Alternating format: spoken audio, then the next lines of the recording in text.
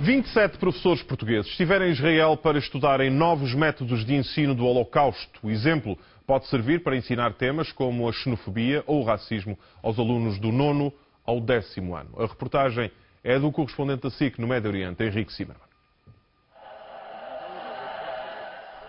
É a página mais negra da história da Europa e do mundo.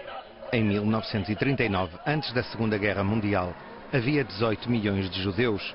Quando a guerra finalizou, restavam só 12. Um terço do povo da Bíblia foi eliminado do mapa.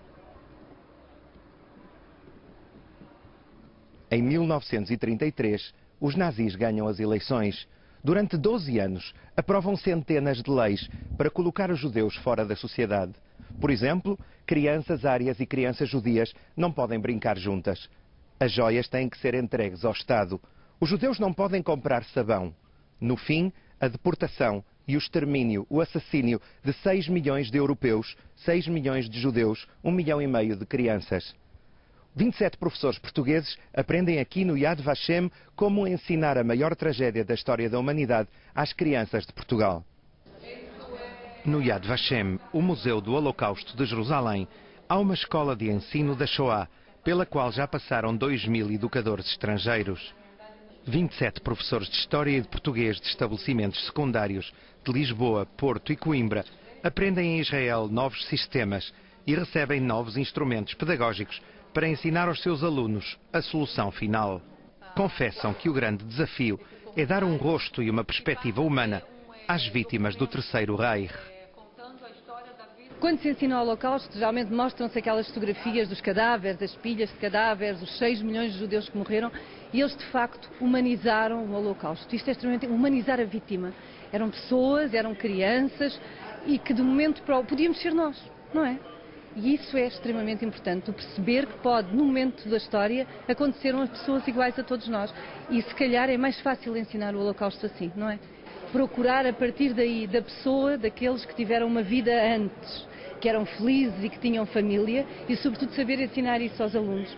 Eram pessoas iguais a nós, que tinham uma vida, uma família, uns amigos que estavam inseridos numa comunidade e que de um momento para o outro perderam isso tudo.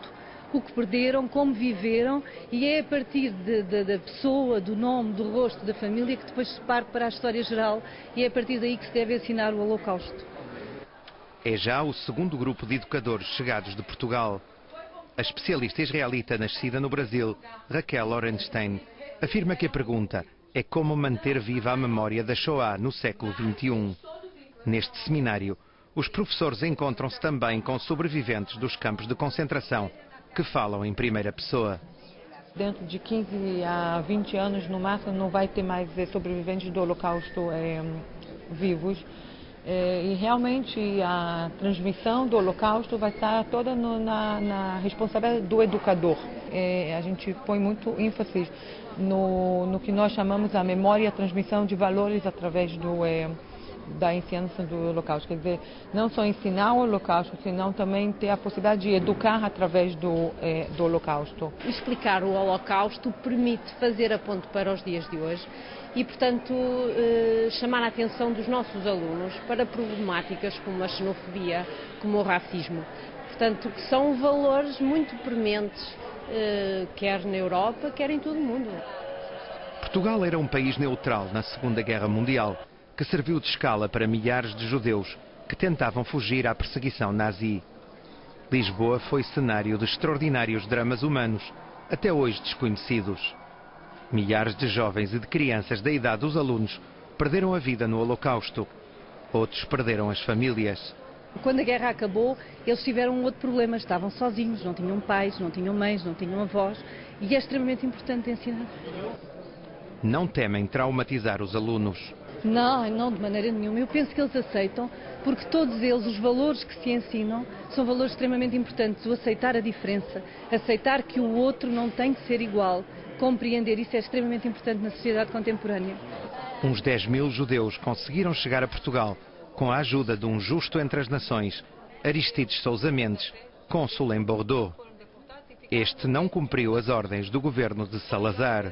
Graças ao fato que ele decidiu não cumprir com as ordens do governo português, ele deu visto e deu uma possibilidade para os judeus passarem a fronteira, cruzarem a fronteira, entrar dentro de Portugal e poder continuar, na realidade, sua trajetória de fuga e salvar as vidas. Quando se pergunta depois para Sousa Mendes por que você fez isso, ele responde muito claramente: eu decidi a desobedecer a ordem, a lei do homem, para poder obedecer a lei de Deus. Henrique Zimmermann, a SIC, no Yad Vashem de Jerusalém.